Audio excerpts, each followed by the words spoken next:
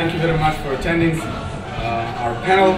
It's entitled EU Foreign Policy Between Theory and Practice. You may wonder why a crazy scientist like me has an adjutant right here. You know, like every crazy scientist, I need an Igor, although my name is Igor, but this time Igor, my adjutant, will be Alesh.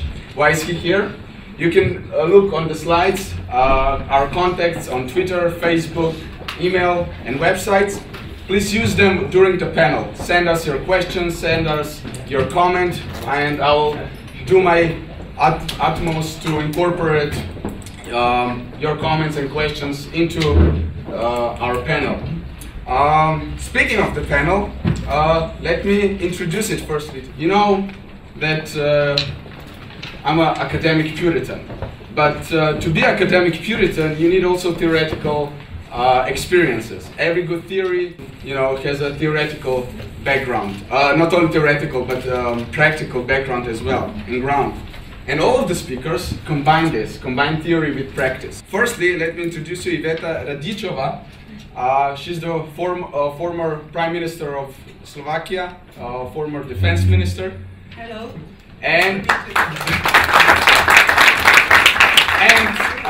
she was a professor at Oxford, and now she's a professor in Comenius University in Bratislava. Right next to her, on her left, is Professor Gerhard Hafner, a local here from the Diplomatic Academy, and he's also the head of the Student Commission at the DA, if I'm not mistaken. No, it's not true. No? It says on the internet.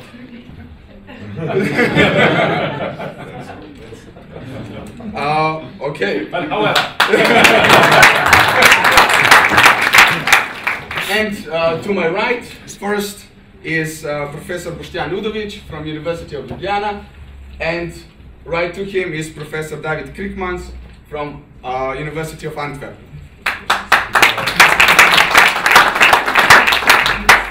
Right, so when we talk about international relations and theory and practice, one thing immediately comes to mind, in one word, and this is geopolitics.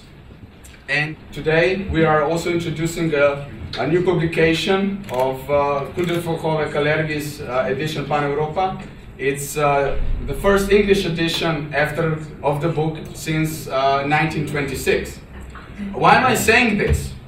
Because immediately, let's say before the First World War, so a couple of years before Kalergi wrote this book, geopolitical situation was quite similar, in my point of view, than today. There was a rising Asian nation, at that point Japan, today China. Europe was in bickering, European states were bickering among each other, couldn't find a solution what to do, and then find a solution in war. Let's hope that today we will not repeat this. But however, in the post-Cold War world, we can see some similarities. Europe cannot find a way. Asian powers are rising, and Spikeman's idea of Rimland, the importance of the Rimland, seems to be lost, that it's not relevant today anymore.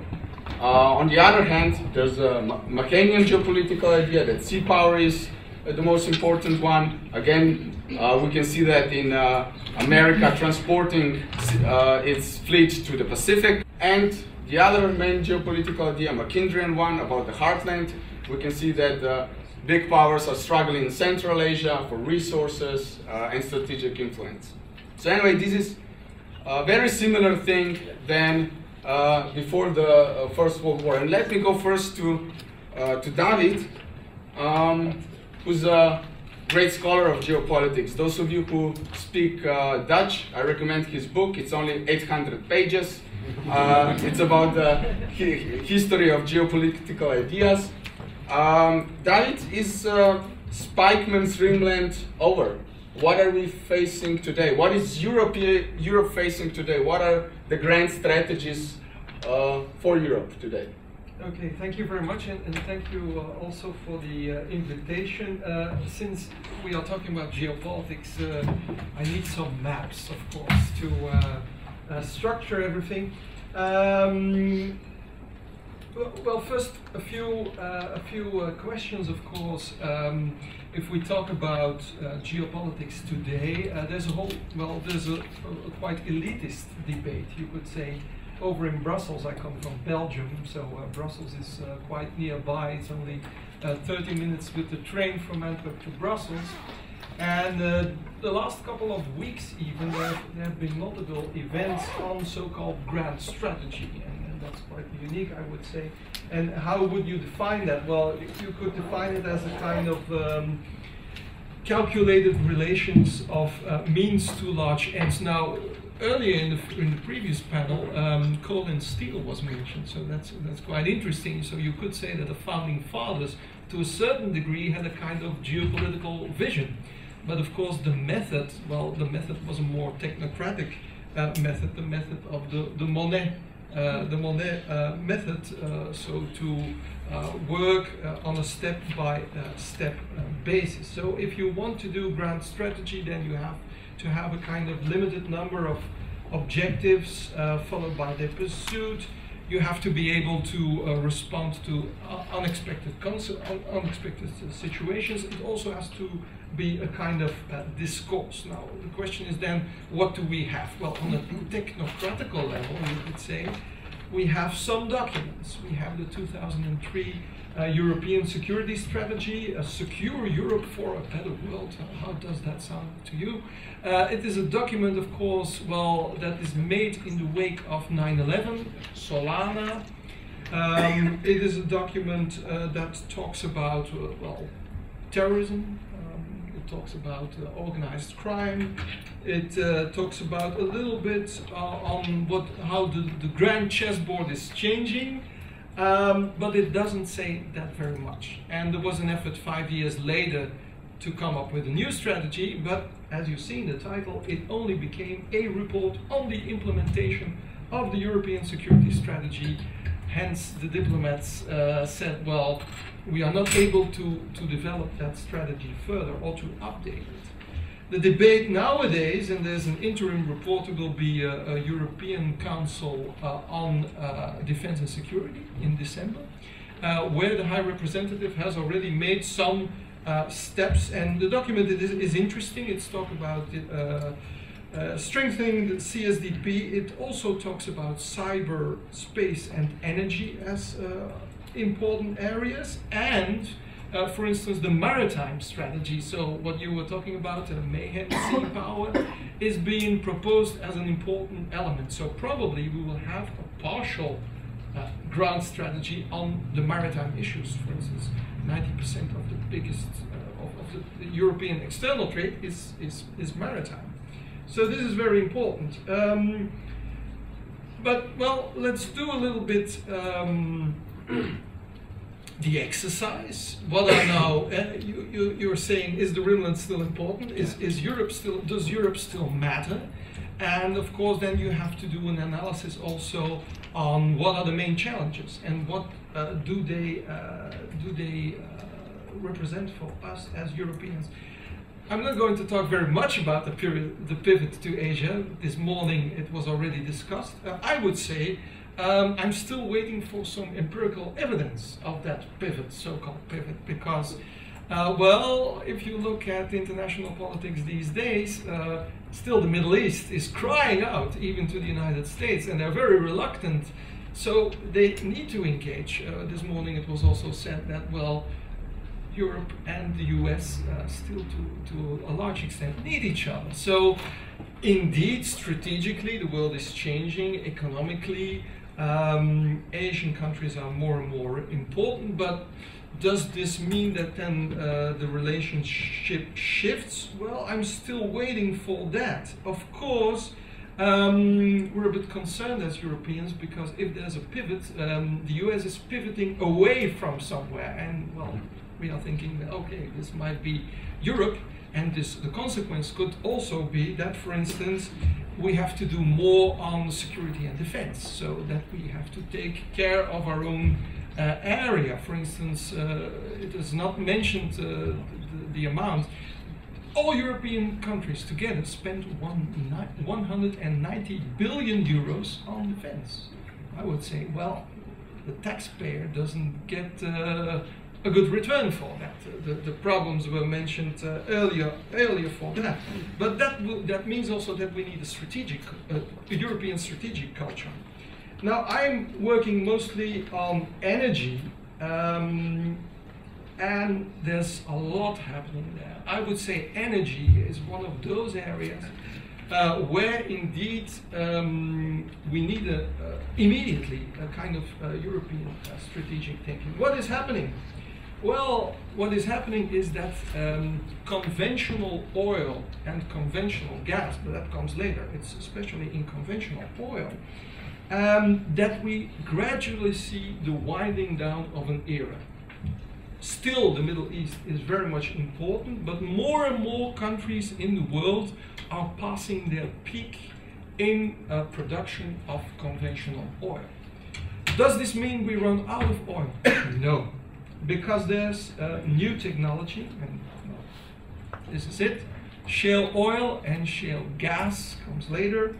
It's actually a combination of multiple technologies. So the drill head goes horizontal, it goes into the rock, the rock is cracked open, you use millions and millions of liters of water issues, ladies and gentlemen, water into the well, you combine that with 30 chemicals, so that's from an environmental point of view, perhaps a problem, and well, you produce that.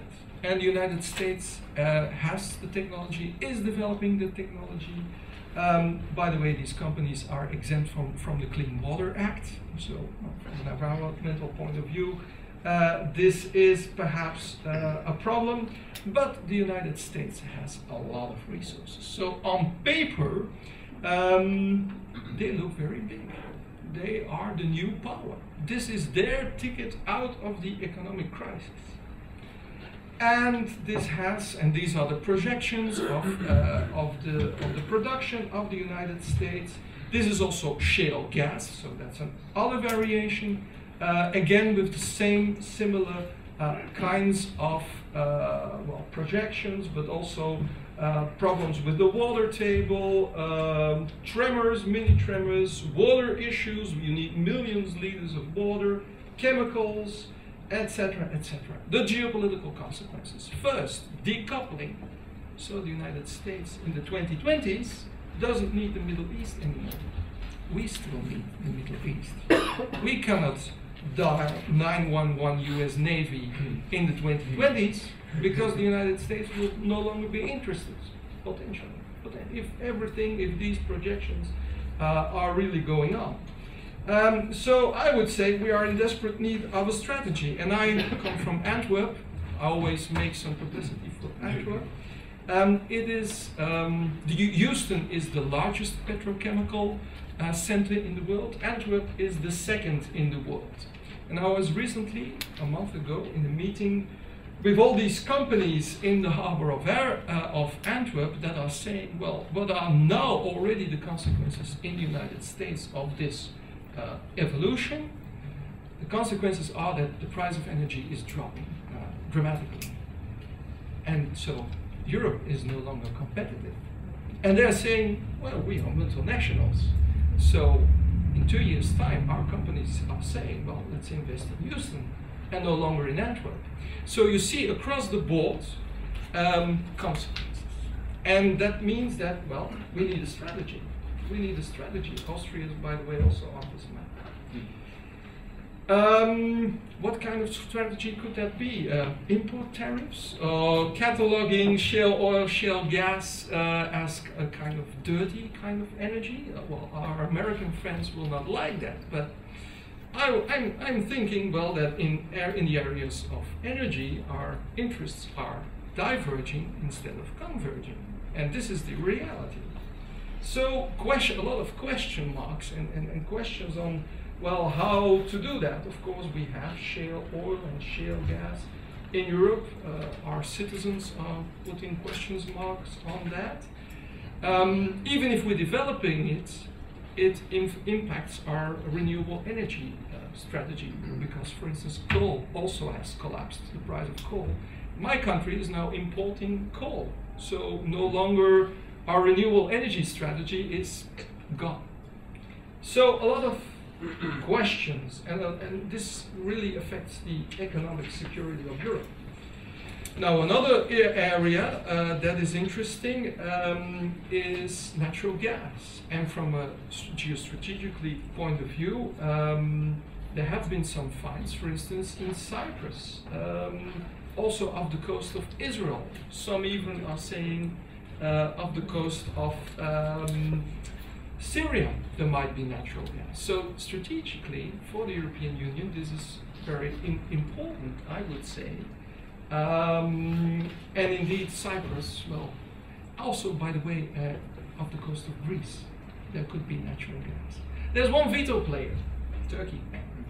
So we need to negotiate with Turkey on that. How am I on time? 30 seconds? That's good. Let's conclude here. This was just an example. I have many other examples, but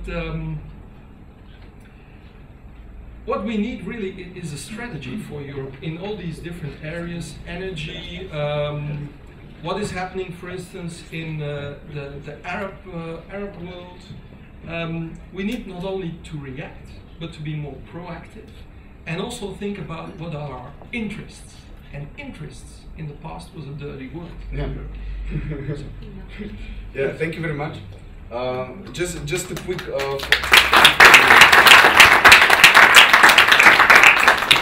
just a quick follow-up, David. You mentioned, and we all agree, Europe needs a strategy, but if one follows, let's say, international relations discussions in United States, there is always a discussion about American grand strategy. Just your quick point of view, why there's really small amount of this sort of discussion in Europe? The short answer, I would say, is that we have not really developed a European strategic culture. That's thinking in terms of European interests and what they could be, because I would say that, well, our fate is linked to one another, but well, we do not realize it, or we do not want to realize it, or we do not take out the conclusions and then put that in certain policies. For instance, I was lecturing 2 weeks ago in Brussels at the European Defense College, if you will. It's a kind of new entity. It's very interesting. It's the 28 countries, military people sitting there. And well, there you see the first exercise of thinking in European terms about what are our interests, what could be the consequences. It's a long way to go. France and Britain are the only countries that really have. Yeah, but they think about France and they think about Britain. Yes. Yeah. Okay. Thank you very much. You mentioned the 2003 document, and the author of that document was Robert Cooper, who was also lecturing here at the Diplomatic Academy, and I had the privilege to meet him, and he was really straightforward. He was really critical about the newly formed External Action Service. And you know, as a former employee of that institution, was really interesting to hear how critical is he about that. And this is where Boštjan comes in, because he's a scholar of diplomacy, and let's say for the past 20 years since the Maastricht Treaty, we were constantly listening how common security and defense policy of the EU is inefficient and basically non-existing. And this is the same argument for this newly, let's say, European diplomacy. Boštjan, what's your take on that? How effective are we, and we have realized, thank you, we have realized in the previous panel that we are not efficient in this, and that there is no European common foreign policy. I will just stop at this point to ask, because there was no an answer on the previous panel, what is common foreign security policy? Okay, we know what is foreign policy, we know what is security policy, but I will stop on the word common. What is common? We are today discussing the positioning of European for citizens. And if you would like to have some commonalities, we have to explain what is common. And this is especially important when we are discussing this in the foreign and security policy. You cannot establish the efficiency of the European Action Service or European External Action Service without explaining this common. So my key point is how to define this common. Which are the commonalities of the 28 states? Can we, as 28 states in the European Union, reach an agreement on the common issues that should be protected in this policy? Because, you know, when you are establishing an external representation, this external representation has to have a focus. And I totally agree. Now, this representation is very well done, is perfect in the consular protection. How about the diplomacy? Because let's go a step, let's make a step back. European, okay, this is the common. External, why not foreign? Action, what is this action? So you have an action and you have a reaction and service. So why not European diplomacy? This is the key question. If you ask me about the efficiency, the effectiveness of this, it is hard to provide an assessment of the effectiveness of the common foreign security policy of the European External Action Service if you do not have what is the measure. And the measure is the common. We are now returning back. So we have to set the values. So which are the European values in this point? The European values, okay, let's live in peace, prosperity. Prosperity is part of the economic, not political part. Okay, let's go on. So democratization, okay, this is also politics, but not foreign policy. So these are the key questions. And the another point where we have to mitigate is how this efficiency can be measured. I was asking 2 days ago, before coming to Vienna, my colleague that is working at the Faculty of Engineering, can you say me some advantages of Brussels? Not Brussels as a city, but Brussels as a European institution. And he said, yes, no. There are no advantages.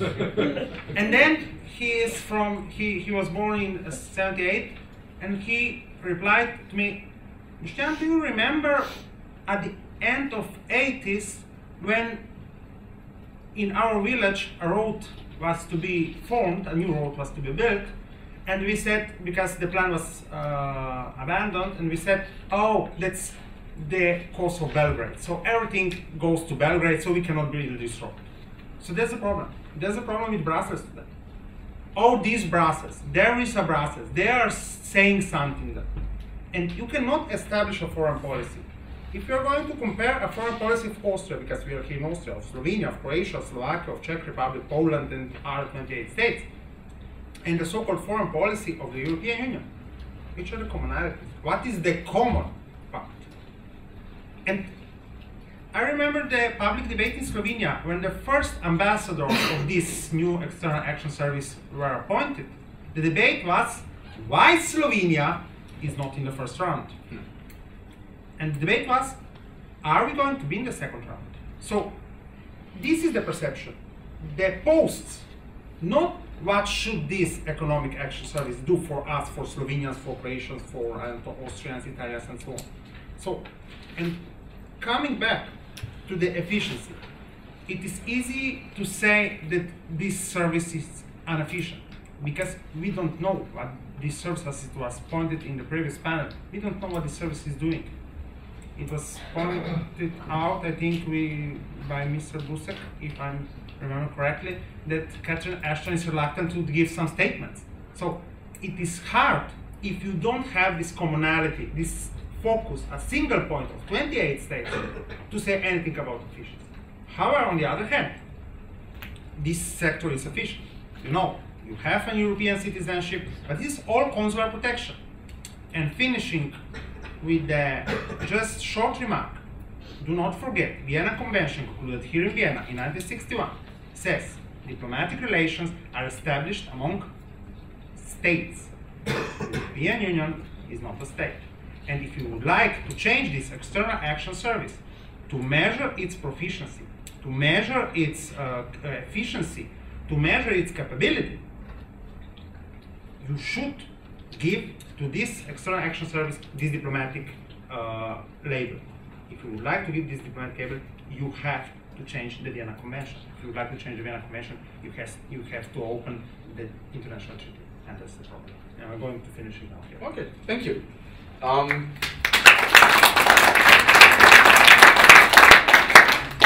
To put a rather theoretical comment, I didn't expect that you two would be such realists, because both of you, what you argued is that classical realists always say foreign policy is only continuation of internal policy, and you both focus really on the internal European issue.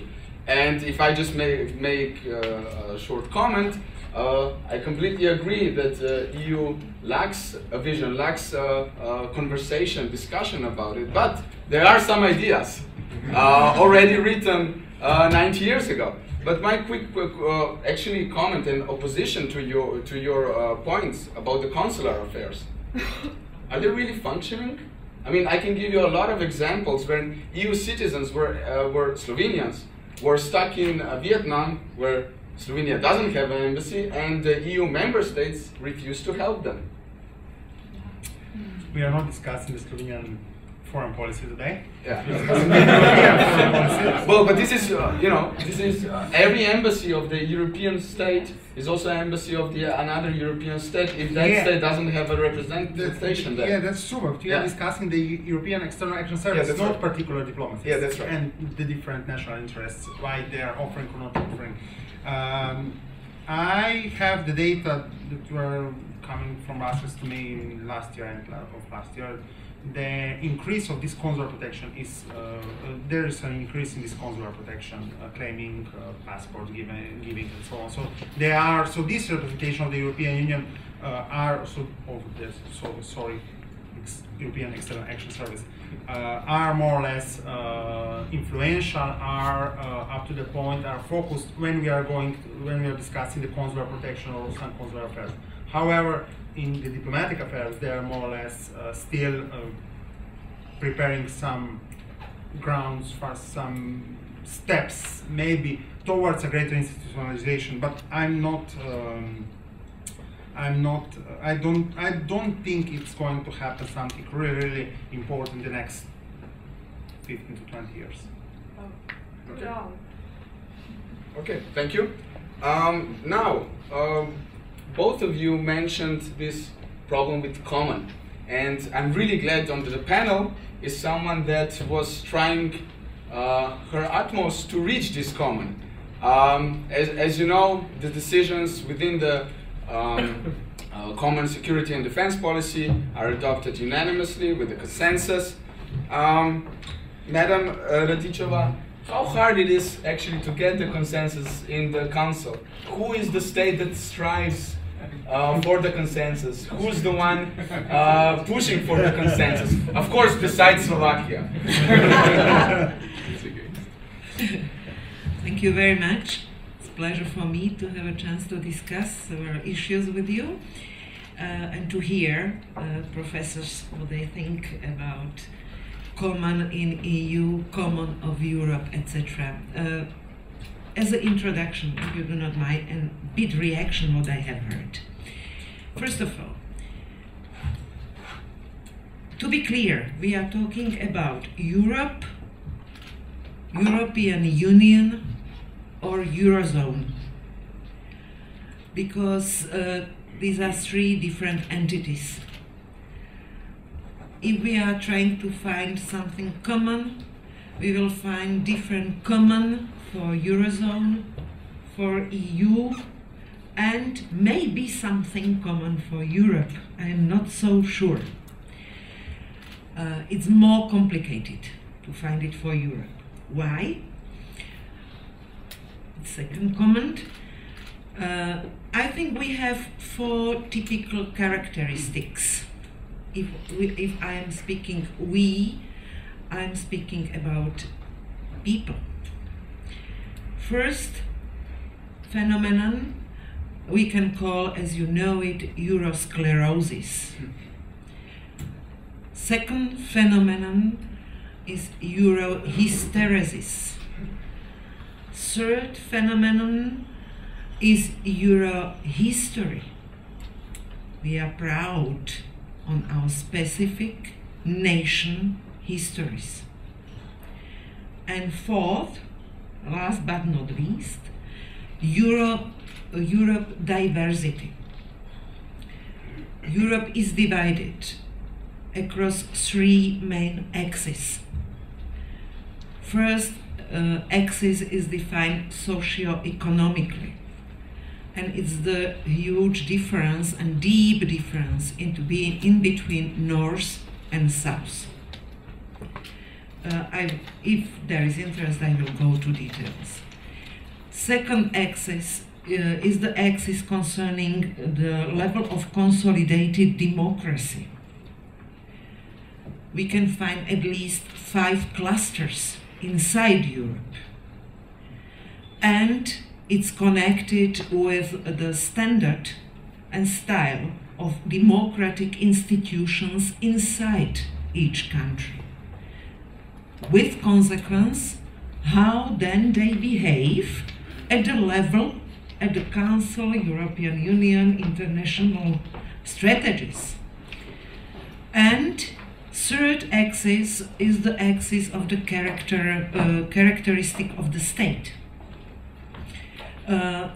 In simplification, state with maximum functions versus state with minimum functions, great or small governments. There is empirical evidence that there are deep differences among the states concerning the role of the state and the belief of the people what the state should do for them. We can see it as the results of elections in each country. Third comment is European Union, Eurozone, competitive body in relation to Asia, Japan, United States, etc. Eurozone, concerning the number of inhabitants, is the same as United States of America. EU is 500 million, so it's bigger. Europe is 700 million, it's much bigger, but when we compare the force of EU, European Union, then we have to conclude lower productivity in EU in comparison with United States, very bad industrial structure, very bad. If in 70s 2/3 of industry were services, now at present it's 3/4 based on services. It's absolutely impossible to compete with this kind of structure of industry and economy. Absolutely impossible. If we have a look, Europe lost the jobs in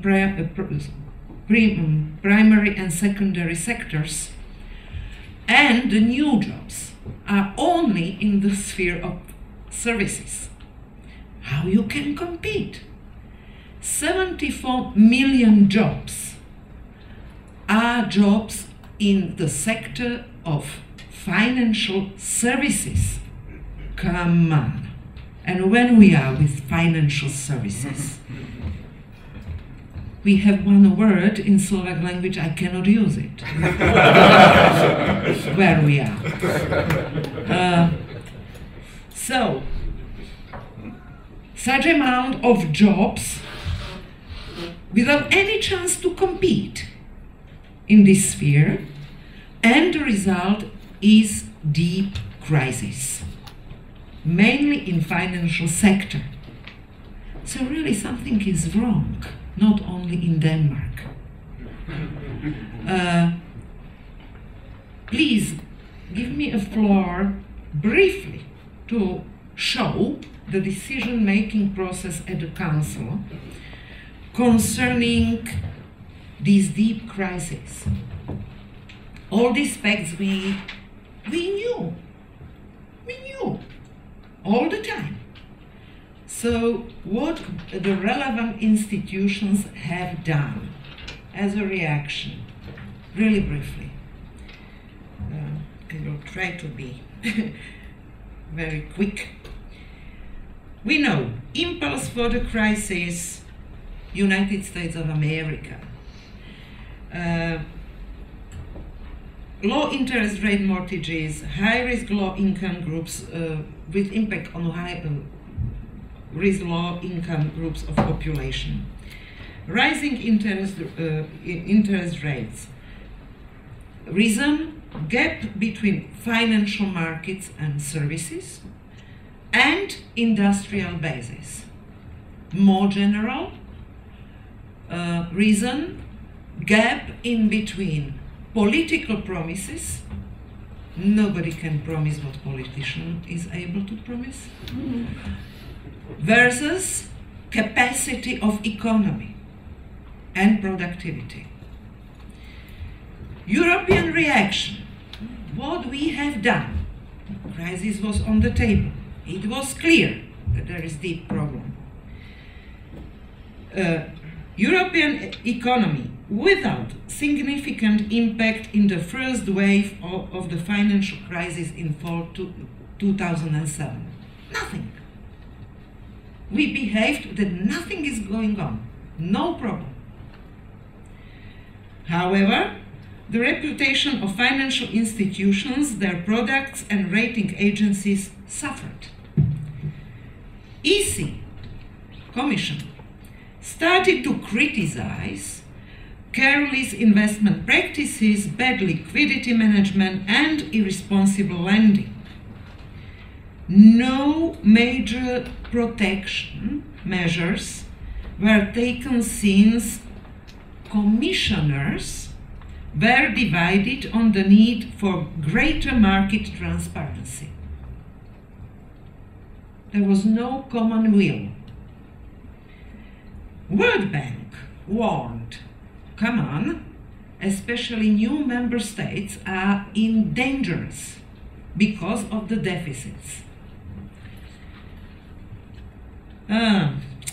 First, the European reactions. I'm talking still all the time on EU to understand each other. Yeah. First impact in Eurozone in first quarter 2008, slowdown of global economy. At the beginning of 2008, highest EU inflation in last 14 years. Economic outlook worsened in second quarter of 2008 due to recession in US and rising oil and food prices. Reasons for worsening economic situations were global credit crisis, rising prices of oil and food, and strong euro. 15 September 2008, we call this day New Black Monday. Worst drop on Wall Street since 11 September 2001. US government announced it will not save large financial institutions with public funds. Lehman Brothers announced bankruptcy. In Slovakia, immediately during half a year, we have lost 150,000 jobs in economy as an effect of bankruptcy of Lehman Brothers.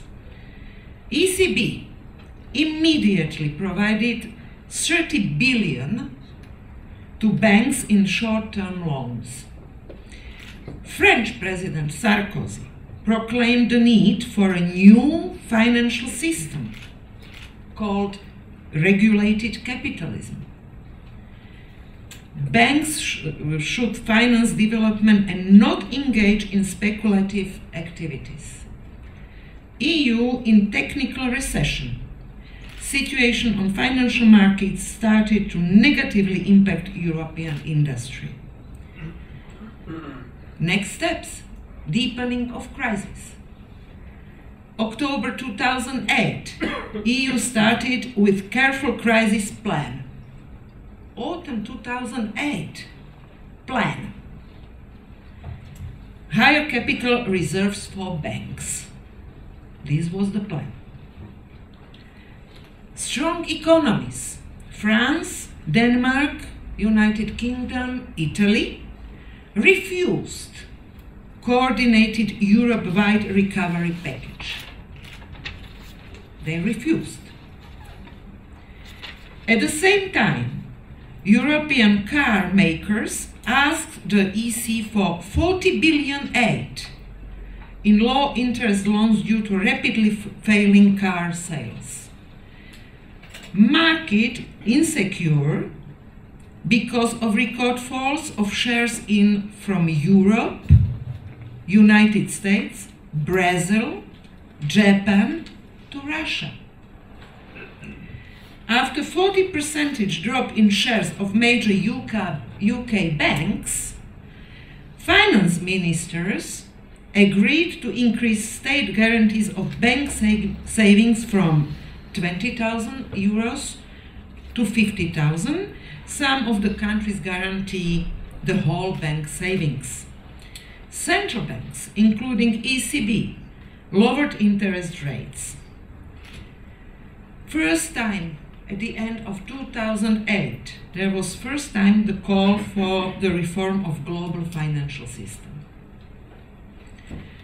Changed views of European leaders. Need for new globally coordinated control of financial markets. First, it has mentioned, as I remember, Finance Minister Brown, and he called for new Bretton Woods agreement. In the time, Hungary, first casualty of crisis, they asked EC for 12 billion loan. First talks of EU stimulus package to overcome crisis.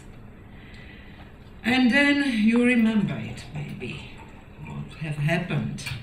During 2 years, 19 formal and informal summits of prime ministers. Creation of temporary and permanent financial mechanism with higher and higher and higher loans and budget. On 26 November 2008, EC published its economic recovery plan of 200 billion euros, with participation of all member states at 1.5% GDP. This sentence and decision meant altogether several nights, discussions, and openly deep quarreling. Some of us were out of the room, then returning to the room, hot phone calls to ministers of finances, to parliaments, because it's a huge amount of money for the country. On one side, there was decision to decrease deficits. On another side, to put the money to common package, and each month more and more and more.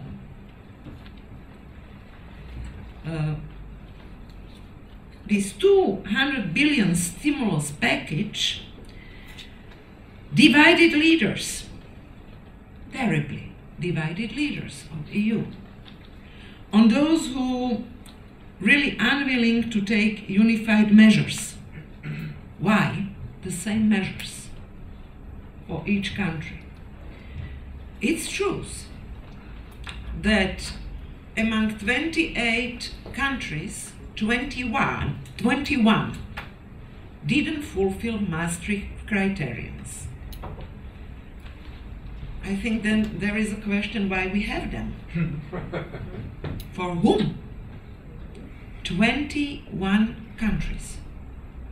Either both the level of debt and deficits, or one of them. So, normally, in that time, we were together 27, so 6 countries asked the others, so come on, what are you doing? We are behaving according to criteria, what do you want from us? Bulgarian Prime Minister, what I can say to my citizens? I have deficit under the 3%, I have debt under the 30%, so what I will tell them? That you are in poverty because we are fulfilling agreed criteria, but now we have to be solidar with those who didn't fulfill criteria. What kind of solidarity we are talking about? With whom? And I will leave other steps for discussion, but what is necessary to say at the end? And I would like to stress it, for all kinds of foreign policy, energetical, defense, economy, etc., how we would like to live together. Okay, we agreed we will base our coexistence on treaties. But if we sign it, it's necessary to behave according to the treaty. Look at the last treaty, Lisbon. First, what we have done was change of the behavior of ECB, because it was not according to Lisbon Treaty what the ECB started to do to cover the problems in each country. We closed the eyes, all of us. We closed the eyes when first France and Germany didn't behave according to Maastricht. And then all other countries. I think the only way for the European Union with these 4 phenomena, 3 axes inside, and economic structure and loss of competitiveness at present, how to continue together is to have treaties we are able to fulfill. Otherwise, it will be only on the paper, like there are on the papers, this conception of defense and foreign policy. Thank you very much for your attention.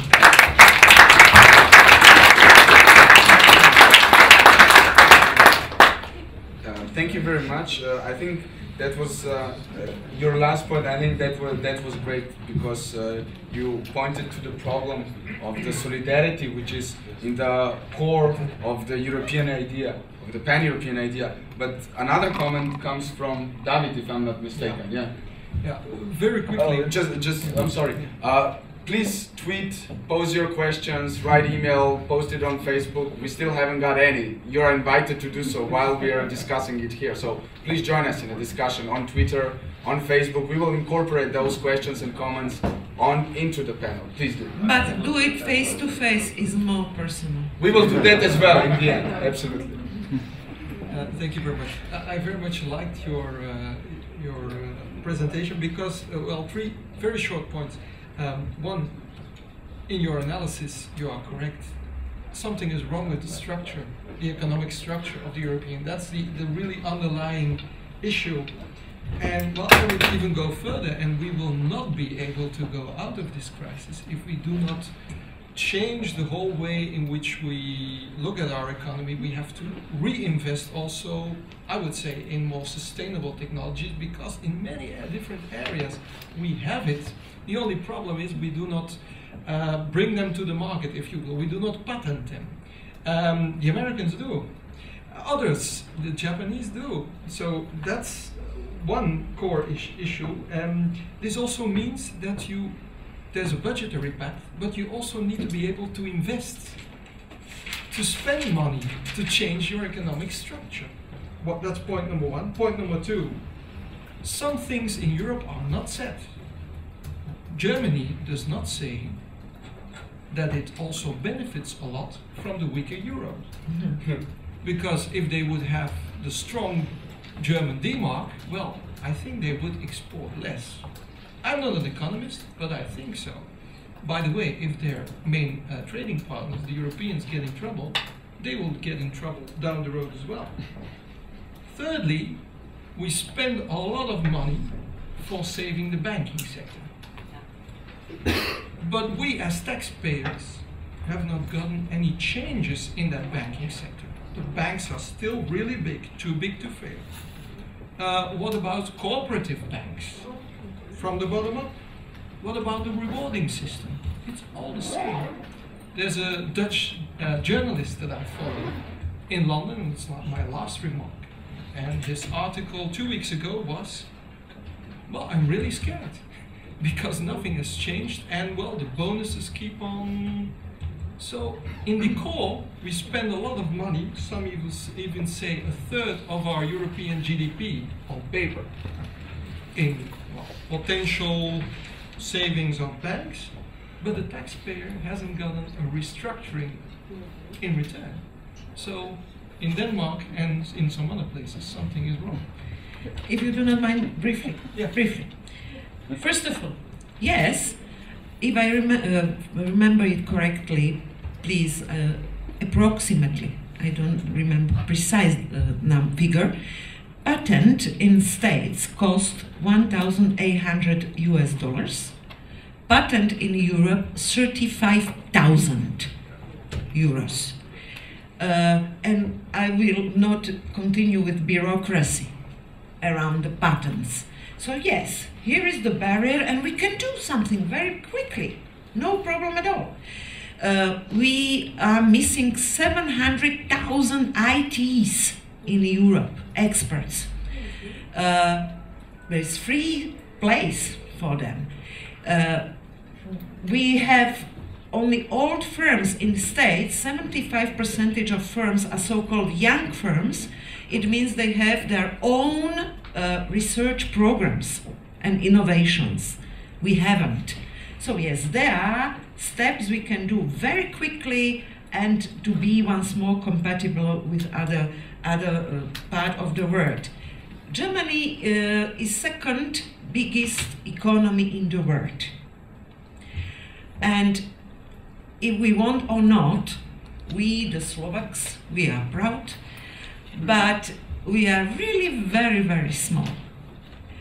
And if we want to be the partner, the only thing we can offer is know-how.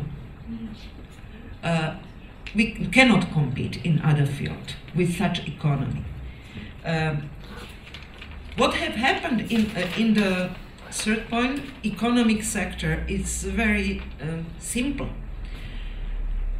Financial institutions plus banks plus insurance companies created one entity. They put themselves together. If before there was regulation, as they were separate, insurance company didn't insure a bank if the bank was in troubles, but if they are now together and they have common budget and finances, there is no inside control.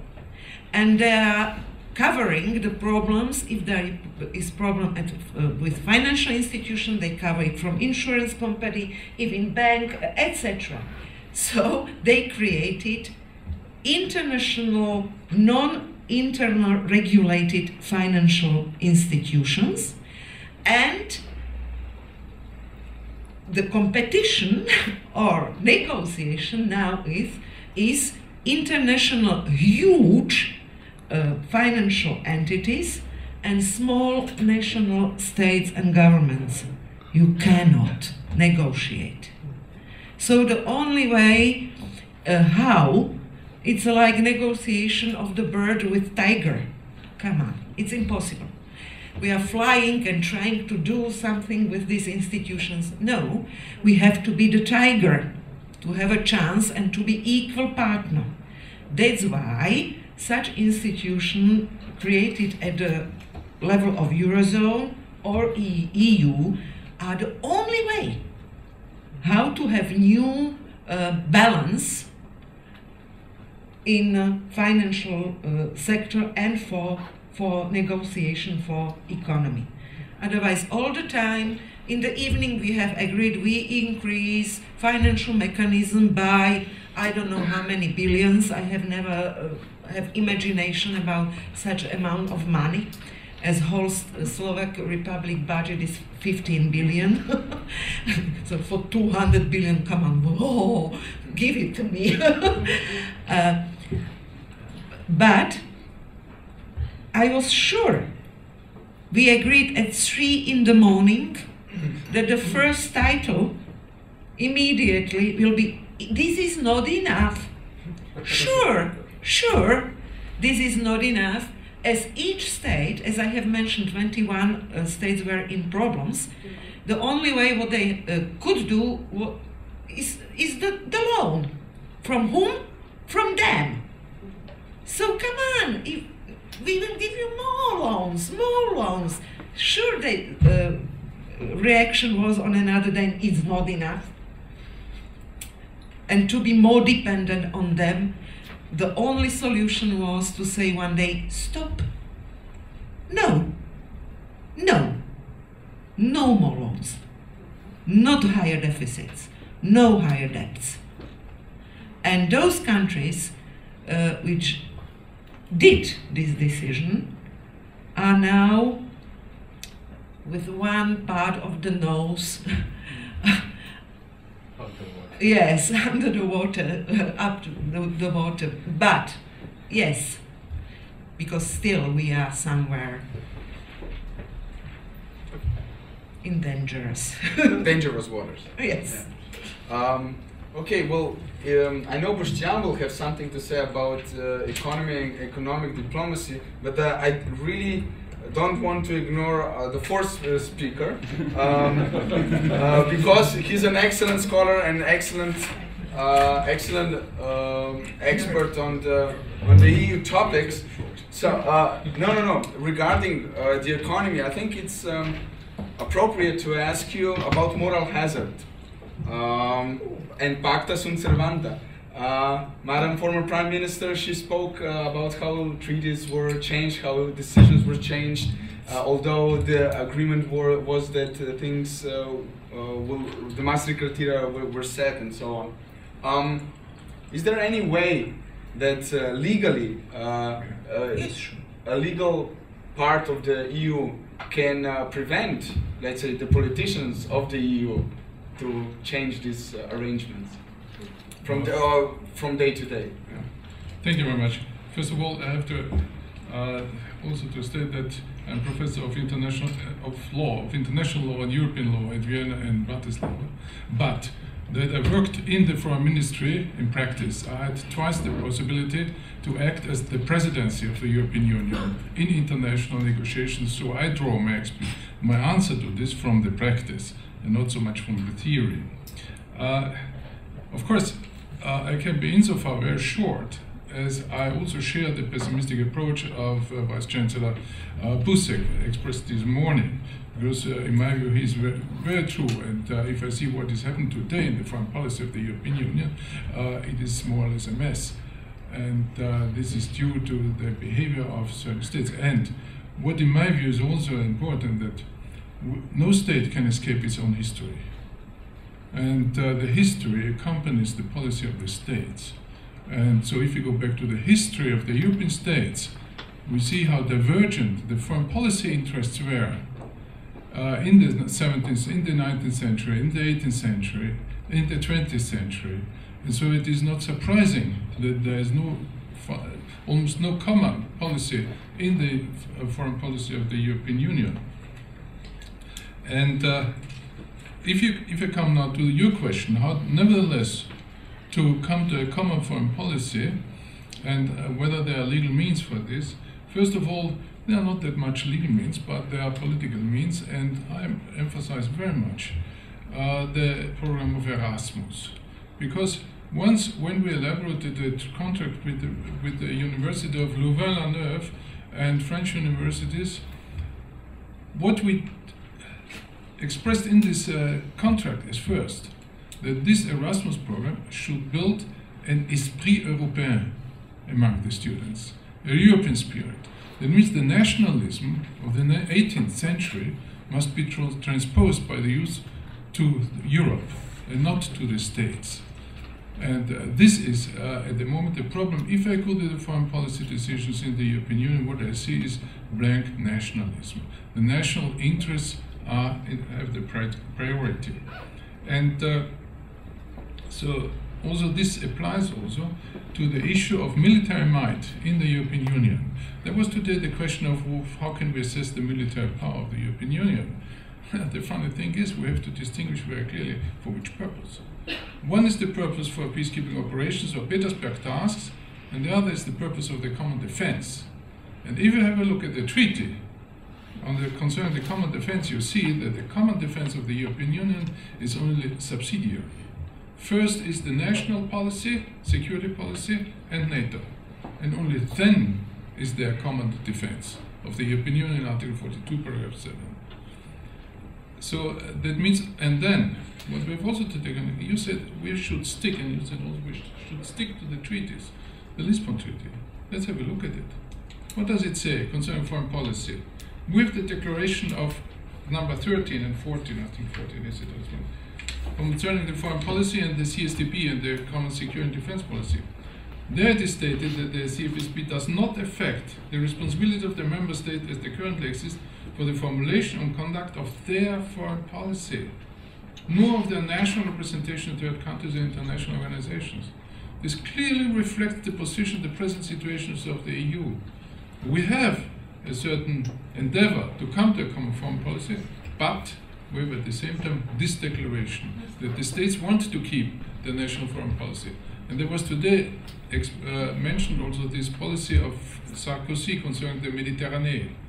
What was done at that time? So first Sarkozy wanted to go alone, and then Angela Merkel told him, no, first you have to come to the European Union and try to come to an agreement within the European Union on this issue. And then only it became a European issue. And how can really the EU, and this was in particular the issue of the ethical component of the foreign policy, how can the EU enforce it? There are possibilities, there are legal possibilities, and it uses it sometimes. Yeah. And that is the funny thing, that is not very much in the public known. In the partnership agreements and various agreements with third states, there's the so-called political clause, that the states must commit themselves to respect democracy, rule of law, human rights. And you say, well, this is the text of the treaty. Is there a consequence? Yes. The consequence is if the state, the third state, does not abide by these principles, the EU can take sanctions. Can take sanctions that go even to the termination or suspension of the treaty. So that the third state runs the risk of losing the benefits from the treaty if it does not abide by these principles. And these are certainly principles that more or less are the legal term of that what we call the ethical component. So that means what we have to see is, in particular concerning the possibility of establishing a common foreign policy of the European Union to overcome the nationalism. And this, in my view, is in particular an appeal to the youth, to the future generations, that they are called upon really to establish the esprit européen. Thanks very much. Thank you.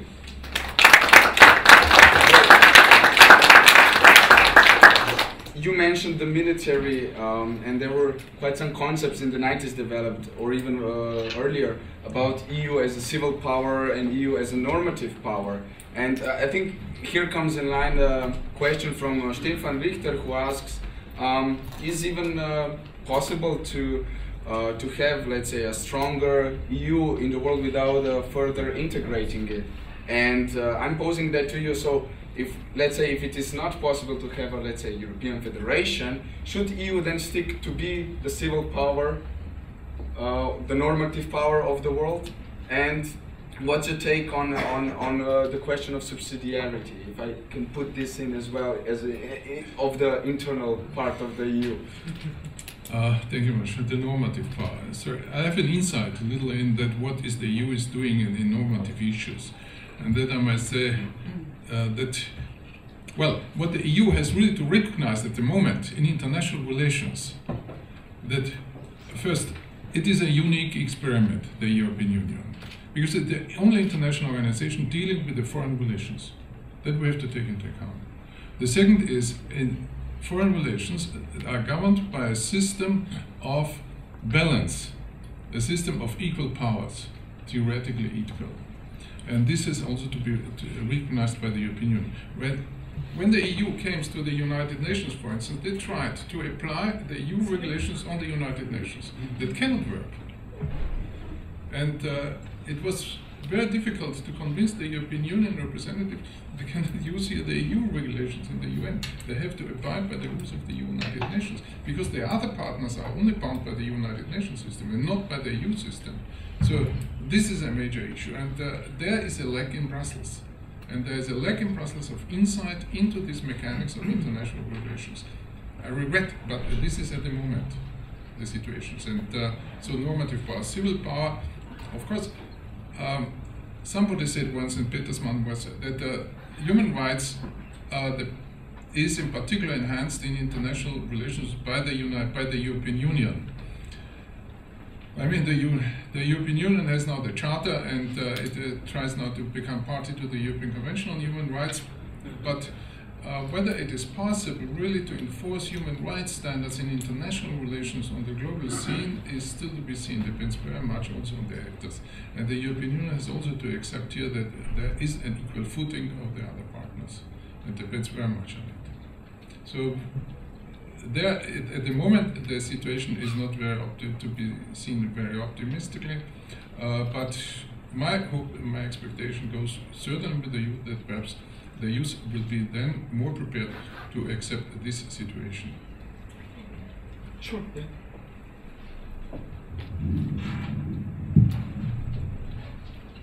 In the question there is deep rationality. But what does it mean concretely? At present, 28 countries from 36 plus 7 dependent territories.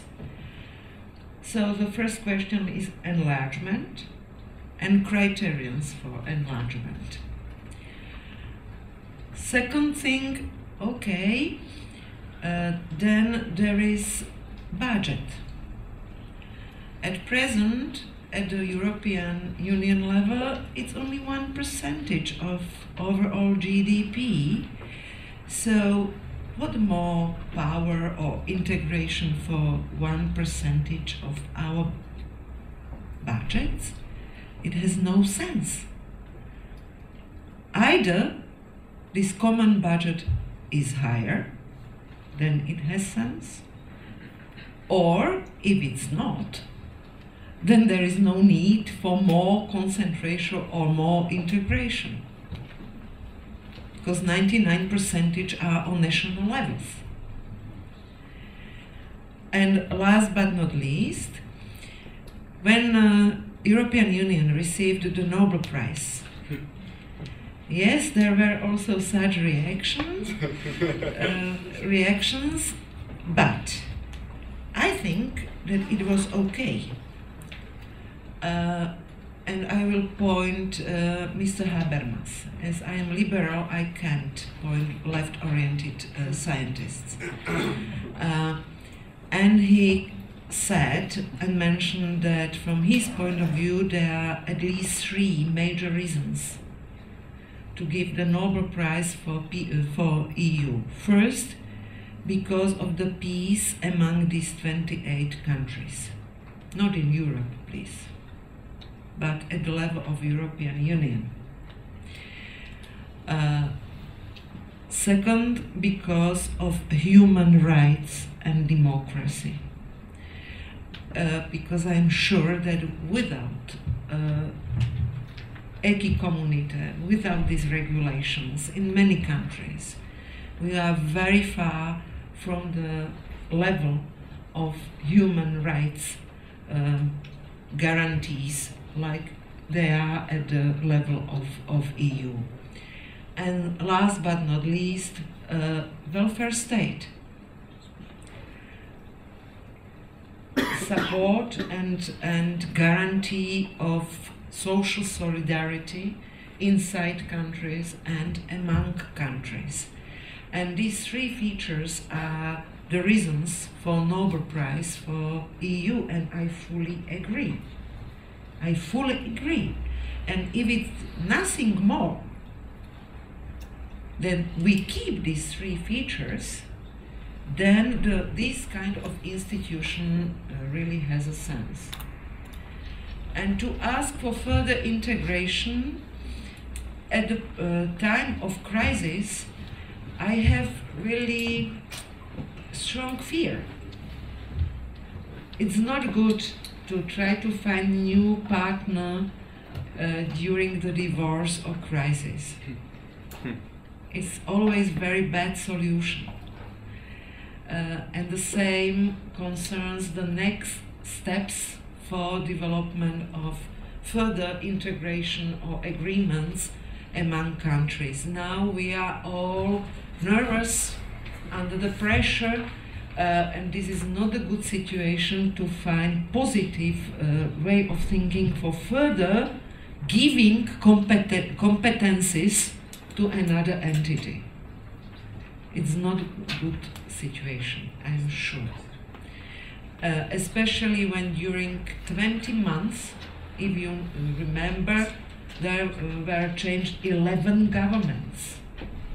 Such unstable situation is not a good situation for trying to find new bases for further integration.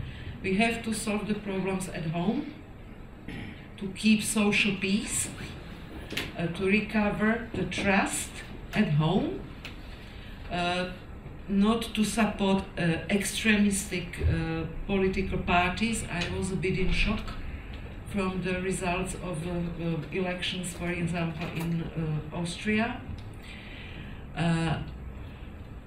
So be careful what's going on inside the countries, and to start to think what we can do then more. But not to solve our own problems now through issue very far from the citizens and more in the atmosphere of growing distrust to European institutions, because it's truth. So I think we have to wait a bit. Thank you very much. Well, we're kind of short on time, so I will pose the questions to three panelists right now. The same question, Professor Kuhlmann, Professor Hafner, and also I kindly ask you to put on your former defense minister hat now. Human rights were mentioned, ethics was mentioned, so immediately we can talk about Libya, humanitarian intervention in Libya, and now Syria. Did EU close her eyes in Syria, but not in Libya? I think I have to. Yeah. It's too long story.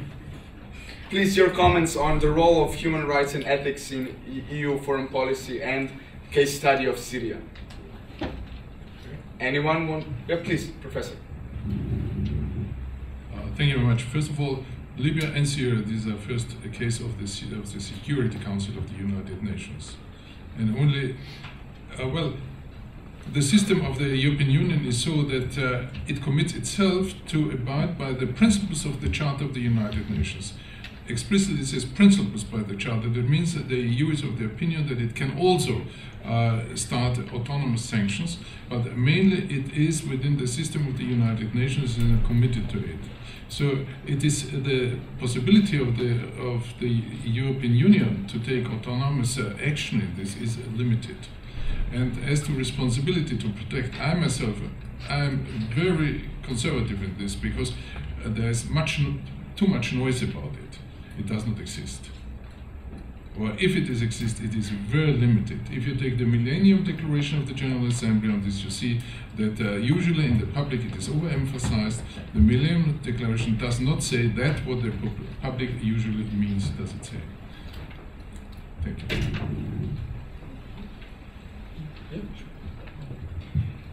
A few remarks.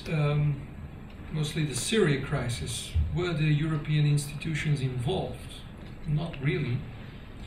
It was mainly a national issue. The UK, France. But in the UK, democracy intervened, I would say, with a vote in the House of Commons. In France, well, I'm having difficulty to catalog it. Was it a matter of prestige? I don't know. It's the former colonizer, by the way. But did France have enough assets to make a difference in Syria? I think that most, most European countries said it has to be in some kind of UN framework. And that's why they said indeed within the UN Security Council, or most European countries said, let's do it in the UN Security Council. Although many countries also followed the statement by the US President, Assad must go. I think that was not a very clever position to take. It's our red line, if you will. So in that sense, it was almost impossible for the European Union to then broker some kind of deal, even behind closed doors. Because I think that still, and this still is important today, what the key lies with the Alawites. So this is the ethnic group of Assad. They will fight to the last man if they think that indeed in a new Syria the Sunnis would dominate, because, well, the history is the history that they were always pushed aside. So they're a minority which has, Father Assad has created an alliance with other minorities to establish his or her position. So if they are convinced that indeed without their leader they could get slaughtered in a new Syria, well, they will fight to the last man. So, and there Europe could come in the sense that, and this is actually this has been the Russian position all along, that you need an inclusive solution with all ethnical groups, if you will. And then some last points on the rebels, the so-called rebels, the freedom fighters, ladies and gentlemen, the Syrian National Council, which is also a creation, by the way. Well, I have catalogued it and I've said this also in the media in Belgium, that it was a kind of deliberate misperception on part of some European countries and also the US, by the way, to catalog them as kind of freedom fighters, because the reality on the ground is much different, as we know. Al-Nusra is there. This is Al-Qaeda. ISIS, the Islamic State in Iraq and the Levant. They want to create a kind of Afghanistan, but then on the European doorstep. So these kinds of rebels, there is a very complex grouping, and therein lies the problem, because there's now that Geneva II conference, everyone is banking on that in November. Well, Assad can say, I will come, but who will represent the opposition? That has been the key issue all along since May, and that was why it was delayed. So I see a lot of problems going on. I see also opportunities in the current UN Security Council resolution, in the sense that now the inspectors of the OPCW are in the country. They must do the work. Can you dismantle chemical weapons in a war zone? Perhaps you need temporary ceasefires, regional ceasefires, or something more.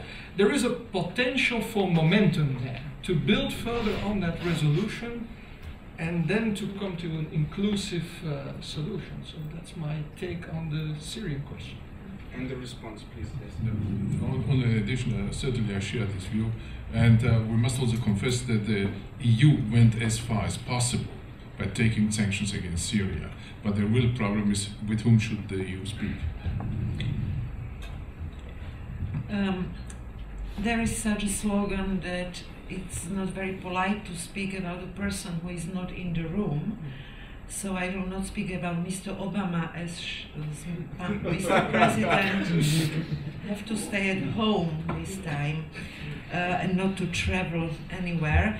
But I think his first statement was very far what we can call diplomatic statement. And mainly because he then had to change his own statement, and there was enough clear who is the winner of the conflict. Neither refugees nor opposition in Syria, neither inhabitants, but Mr. Putin. Yes. And resolution agreed, last resolution, we were waiting, all of us. Result is okay, against chemistry weapons, sure, big step. But what about those people who lost their lives? Nothing. And plus, European Union, sorry about this strong sentence, played zero-sum role in this conflict. And question is if this was good solution. Okay, we will try to help refugees, some of the countries, but we are very far to be able to do something active concerning the major conflict in this part of the world. And it was very clear how the division of labor concerning foreign policy and defense policy is divided at present in the world. It was a very clear example of division of power. Thank you. Well, we are approaching the end of this panel. You were not that active with Twitter, Facebook, or email, so you will have opportunity now to pose some questions. But while you are thinking about which question you will pose, we were ignoring Boštjan for far too long, right? No, it's okay. Boštjan, your speciality is economic diplomacy. We know that economic power factor is, after the end of the Cold War, the most important one. If you don't have the money, you cannot buy or make chemical nuclear weapons, and so on. Boštjan, how do you see, is there a possibility of development of let's say, sector within external action service for economic diplomacy or economic foreign action service of the EU? Thank you for the question. I will just give a short remark on this economic diplomacy of the European Union. One of the ideas is to leave the economic diplomacy to the central bankers and to the bank, and we have seen in 2008 what happened, so do not leave anything to central bankers, especially to the ECB, even though it's stationed in Frankfurt. I think we have this external action service. It is, as I have already explained, its main focus is on trade. So it is, but it's just partially connected with the foreign and security policy. So we have two-tier so-called diplomacy. We have political one, which is a little bit less developed, and the economic one, which is developing from the 50s since today. So we have this two-tier diplomacy, and the economic diplomacy is quite well developed within the European Union. I would like just, maybe it was already exposed by my colleagues here, that Europe, it is necessary for Europe, if Europe wants to survive, it is necessary to change the attitude. we are still more or less living in the past. We are still living more or less in the 19th century. We are still living on national states. We are still living. That was exposed by the colleague Radichova, the importance, why Europe was in the 60s developed, and especially this trend was fostered in the 90s, is the welfare state. So the welfare state is that common position that I was explaining before, what is common European. So the welfare, the economics, and if we would like to change, to influence our future welfare, the welfare of future generations in the European Union, we have to influence the world system. After 1944, when the Bretton Woods was established, some European states were at that conference, but just raised their hands, yes, we agree. Europe was ruined at the time. Now Europe can, after then was a sort of attempt in the 70s, so you know, the new international economic order. I think now it is the time for the new international economic order, or the new global economic order, if you would like to say this. But Europe has to step from shadow and say, we would like to be active. We would like to create, to co-create this economic order, not just to adopt the recipes coming from outside. If we are not going to do so, if we are not going to step and to be bound by our treaties, if they are not good treaties, we have to change them. But if we are not able to have a solid basis, then I don't think Europe and the welfare state, this common position, is going to be solved. To shorten, economic diplomacy, yes, it's time to Europe to start. Economic crisis is coming to an end. It's not ended, it's coming to an end, slowly, but it's coming. So it's time maybe to re-establish some pillars of our future economic cooperation. Thank you. We will take 3 questions. Please raise your hand and Tomasz will give you the floor, please. First question, when you stand up, please state your name, organization you're coming from. Adam Sebesta from the Paneuropean Union, Slovakia. Basically just a very brief question. How can citizens of the European Union influence the foreign policy of the EU? Thank you very much. Very easy, through elections. Yeah. It's the only way. Second question, please. The General of Pan-European Movement in Austria. My question is to Pani Radichova.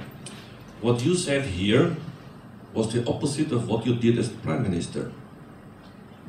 You criticized that we closed the eyes, that we broke the law, that we opened the box of Pandora. You had it in your hand as Prime Minister. I do not understand why you didn't stop that. It's fine to be Prime Minister and to understand what is really your power. What kind of competence you have and whom you represent. So what I did was the representation of the interest of Slovak Republic.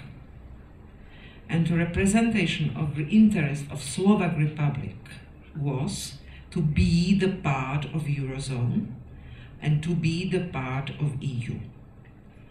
Equal partner. It is the only way for Slovakia in our economic circumstances, when we are 80% open economy, when we have 100,000 working places from Germany, etc., etc., etc. So the only priority I ever have had was the priority to keep Slovakia as equal partner of Eurozone and EU. And second, I did what I am talking about here all the time, together with the loss of my position in the government. I did it.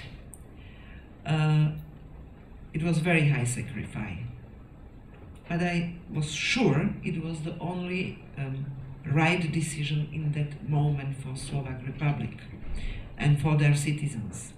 And if you remember it, when there was a Greece loan, cash, the only country said no was Slovakia. And sorry, it was me. But then you Secondly, changed your mind after your visit to Berlin. Sorry? After your visit to Berlin, you changed your mind. It's not true. It's not true. You are lying. No. But yes, why you doing this? Slovak government, as a continuity of former Prime Minister Mr. Fico, who has signed and agreed financial mechanism, not me. We had it on the table, already agreed. So what my government has done was that we created 3 conditions. First condition was involvement of private sector. Second was changes in the Pact of Stability.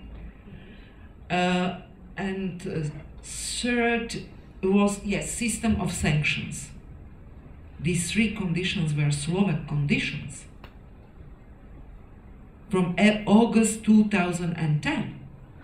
And now, and as you know, later they were the part of a financial mechanism. It was not me who agreed it, but it was already agreed by Slovak Republic. The only way we have done was agreement at National Parliament in August 2010. And as you know, it was agreed by all political parties in the National Parliament, all of them, by 143 deputies out of 150. I had only respect to this decision. Will you add something also to the first question? I answered. Yeah. There is no other way. Okay. Professor Hafner, would you like to make a closing statement or answer the question or any remarks? I can only answer the same as my distinguished neighbor did. So, I mean, the problem in the EU on the foreign policies, and this was not stressed here, is the problem between the Commission and the Council. We see it on the daily basis, and this is trade is an issue of the Commission, and the other foreign policies of the Council. So, and the Parliament is out of it, more or less. It can control it to a certain extent. It can make some initiatives, but it has no decisive power in this respect. So this is the problem. Yeah, going to stick to the question.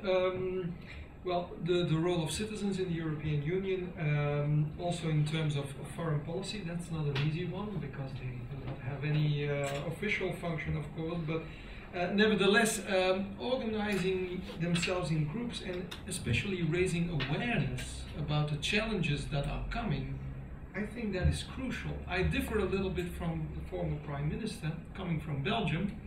I think that Europe is created crisis by crisis. So every crisis creates also, do you know the sign in Chinese? Risk, opportunity. So every crisis is also an opportunity, and a political opportunity, I would say, to then think and to then translate that. But it's best to do that in a situation where also the citizens have that awareness of what is going on and that indeed something should be done. Education, also very important, and also, well, I would hope that the next generation thinks more in European terms instead of only in those limiting national terms. Okay. I'm going to answer just shortly this question. Raise awareness, and the next thing is we should stop living in the past. We should just remember the past. What happened? It happened. So today we have an opportunity to co-create I'm a little bit more optimistic than my other co-speakers. But we have the opportunity to create the future, to influence the future, two different channels. You have the representatives in the parliament, you have also your commissioner in the commission, you have the petition of the European citizens, you have formal and more or less informal channels. You can influence the the constitution of the foreign policy of the European Union. I think it is necessary to change the role, to change the state of the mind, so from the reactive to the more proactive. Change, we, the citizens of the European Union, more or less paraphrasing something else, so we, the citizens of the European Union, we would like to influence our foreign policy towards the Western Balkans, towards the Mediterranean. I think, if I may, just a short remark, I think that we have lots of problems in our neighborhood, and we should stop to stick somewhere far away when we have another institution like the United States that are able and capable to decide on something. So just step from the past to the future, and I think we can, in 10 years, we are going to have a better common foreign security policy. Please, one sentence, if you do not mind. One sentence. I fully agree, but I have a small problem. For some states, the nation state is not the history, but present time. Slovakia was created only 20 years ago as a state. Still there is open for Balkanian states this question, so it's not 19th century. It's present situation. Yeah, so it's not. Yes, but it's continue not this debate. but it's not so easy to do this jump. And really, last comment. All the statements I put here on the table, and I can show it in my iPad, are my statements from official discussions at the Council at the level of EU. Thank you very much. Thank you. I would like to thank the panelists for coming. I'm really glad that you posed that question, because yesterday in the evening, after our lovely event here, we went out to Wiedenbroich to get another beer, and we were discussing actually the same question that you raised. Why is the title of our project, of the conference, Citizens of EU for European Foreign Policy? And I remembered yesterday a quote that Roger Roussel, he's the president of the Pan-European movement in Andorra, gave it to me in 2008, also here in Vienna at another conference. He said, Igor, there are no international relations. There's only diplomacy. Skip that. Igor, there's no diplomacy. There's only interpersonal relations. So, conducting interpersonal relations, I would really like to thank you all for sticking around so long here. I wish you a pleasant journey back home, and we see each other at the next conference and the next Pan-European event. Thank you very much.